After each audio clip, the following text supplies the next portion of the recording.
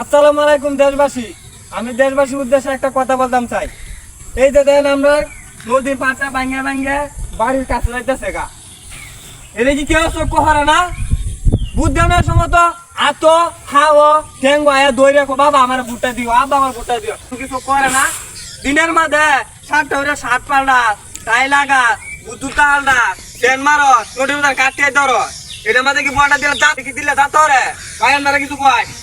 কি কইয়া আমরা তো এডি কইয়া হ্যাঁ তো গগস লাগাইয়া ঘুরে সাতটা ইডের কাম হইয়া হয় ডটি আডি ঘুরেলা আনতে সব জমিন বাড়ি ঘর সব ভাঙে জায়গা মস্তান হয়েছে নেতা হয়েছে আরো দুইটা সন্ত্রাসী ওরা এরা কাজ তো করাই না এরা কি 1632 কাতার ভাঙ্গা টেলা টুলা গায়ে উল্লে করে দেয় বুদ্ধন লাগে শোনো বয়স এটা যদি 2 মাস 3 মাসের ভিতরে বলটা না দিবি তুই এর বলটা তো না হইব। এর মাঝে আমি একটা কথা কইতাছি, এটা যত যত মানুষ দেখতাছো শেয়ার কমেন্ট লাইক দেখো সরকারের কাছে পৌঁছাই দিবাই, নাইলে